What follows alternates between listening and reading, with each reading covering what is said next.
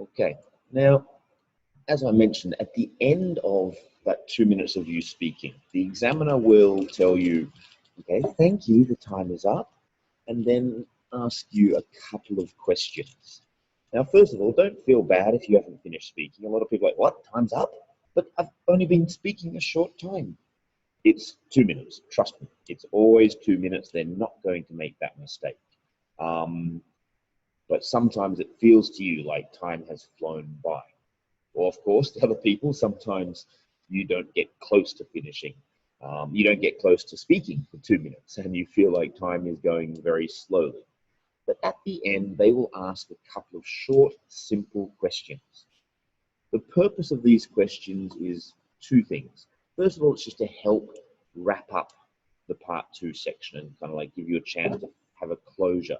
I think after you have been stopped at 2 minutes, you might feel a bit uncomfortable, so they ask that question just to try and give you a nice, simple, easy answer to finish up.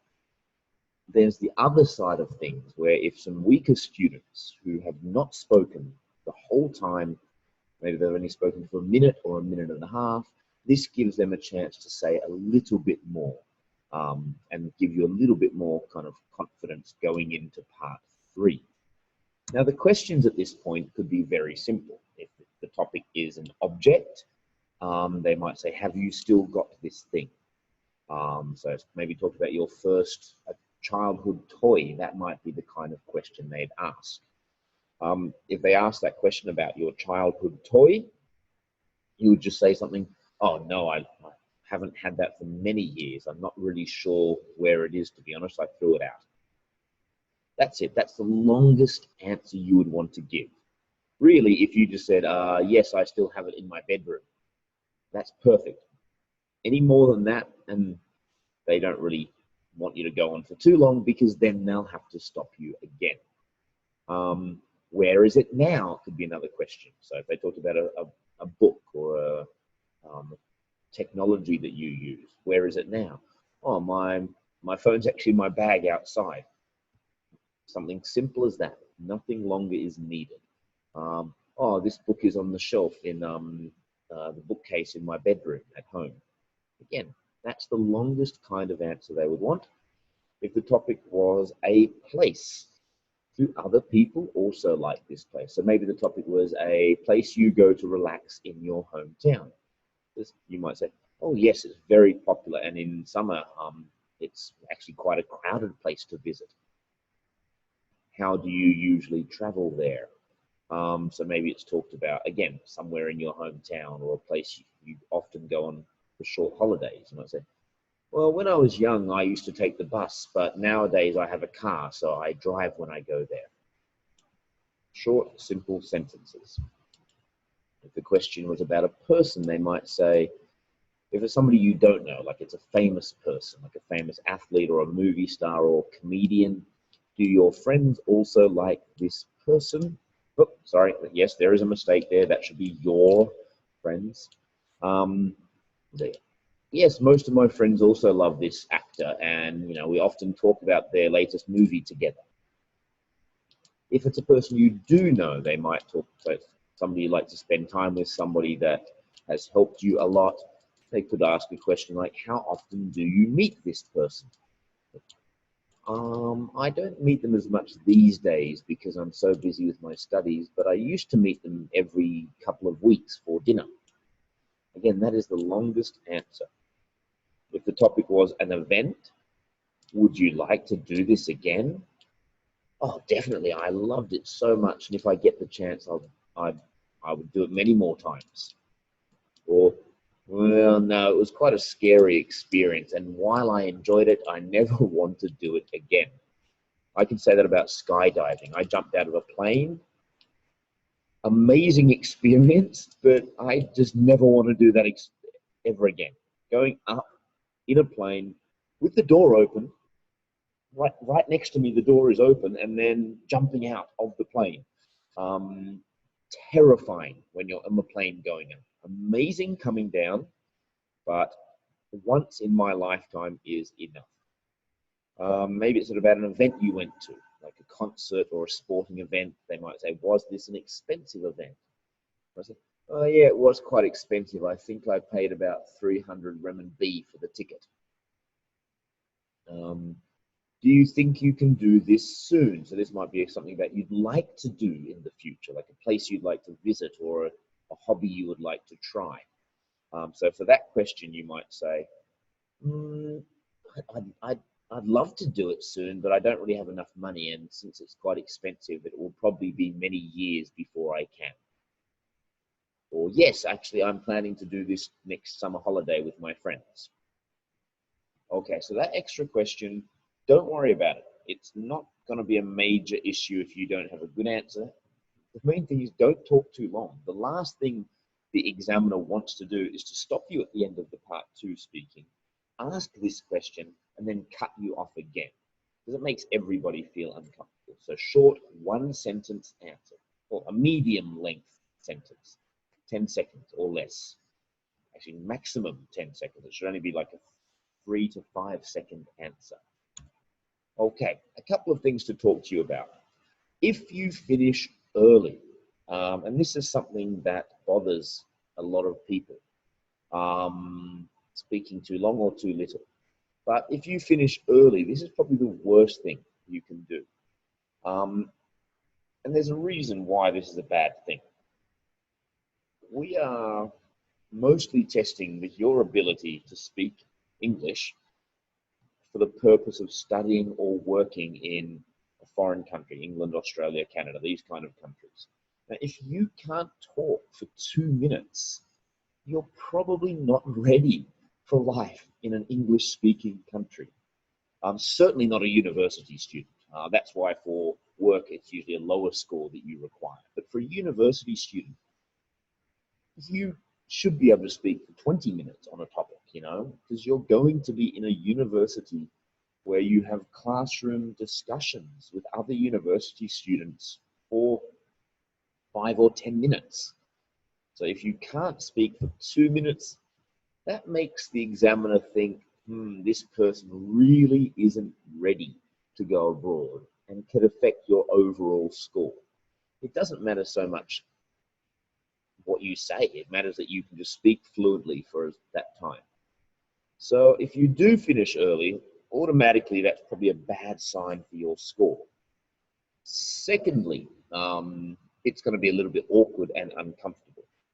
Now, at this situation, what will the examiner do if you finish early? First thing, the examiner is going to probably give you a bit of a silent encouragement. It could be like looking at you, kind of trying to get you to say more using their hands, or it could be more of a nod and a smile, a bit of an encouragement. And of course, some examiners are not very nice, and they will just go, and when you finish speaking, they're just waiting for the time to continue until the 90-second mark before they move on. Actually, I think it's the 1 minute mark. But essentially, if you have not spoken for a long period of time, the examiner will ask you, and are you finished? So if you finish really early, they will say, and are you finished, or can you say more? But I think that's the 1 minute mark or earlier we say that. Now, normally after about 90 seconds, we might just let you finish and we'll move on. If it's before that, again, the examiner will probably try to encourage you. So less than 90 seconds, they'll definitely try and get you to say more, whether it's using their gestures, or if it's before 1 minute, they will say something to try and get you to say more.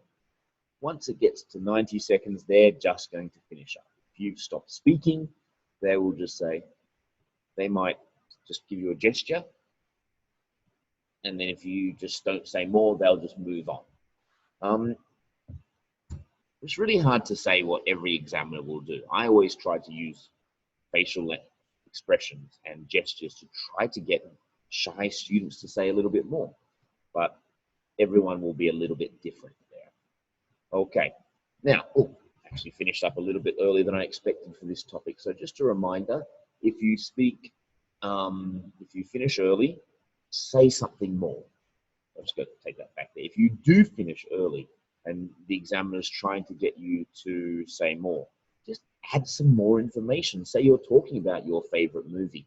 Say, oh, and also in this movie, I really like the music. All throughout the movie, you would hear some really good, energetic rock music, which made the film even more enjoyable and exciting to watch. Just add that little bit of extra information. It could be, say you're talking about a movie.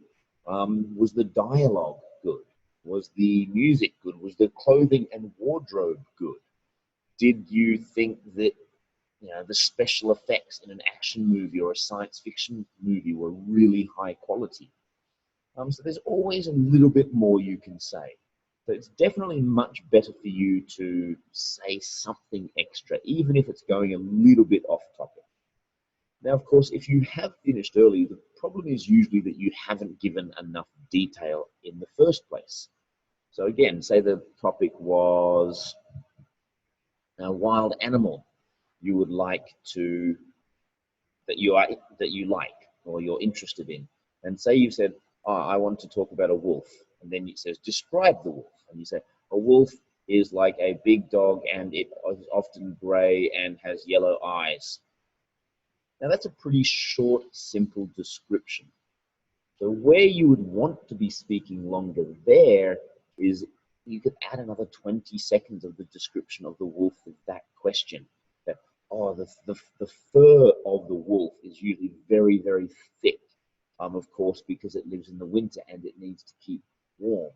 And it has very sharp teeth with two big fangs that kind of at the front that can bite deeply into their prey when they go hunting. And the fur is usually a mix of black and gray and white, and often you'll see them mixed together and it can look really beautiful.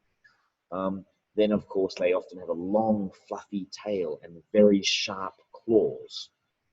So there's always more information you can add on the topic. Now, sometimes, of course, you don't know the vocabulary, and this is where I'll just remind you a couple of videos before I told you about preparing the idea for lots of different topics. Not preparing the whole speech, do not write the whole speech, but prepare the idea. So you might say, okay, wild animal, I'm going to talk about wolf. And you might talk about where, the northern countries like Canada, China. Well, you would not write the whole sentence in your notes. Remember, we're using shorthand. So where do you find this animal? Forests. You might just put FOR/can, Rush, RUSCAN, Russia, Canada, to say where they would live. What does it look like? Fangs, fur, tail, claws. That vocabulary for the wolf. Yeah, so that's the kind of main thing you need to think about when you're preparing for the IELTS test is, do you have the vocabulary for these topics for part 2? And again, you don't know the topics you're going to get, but you can prepare 20 or 30 little, basically pre-preparing your notes. Again, not the whole speech, just the notes. Imagine if this was the topic and you just say, okay, so we talk about an animal, the appearance, 3 or 4 words related to the appearance. The habitat, that's where it lives. A couple of words about the habitat. If it's a movie, a couple of words about the music, the acting, the script, the directing, the storyline, that's the plot. And you've got to have those notes around the main topic. Okay, so I think we're going to finish up there talking about part 2, and in our next couple of videos we're going to look at part 3 as well as just some general look at some grammar. Again, in our 10th video, I'm going to answer all of your questions, so please send those to us here at Gate, and I'll be back in a short moment to film the next video. Thank you very much.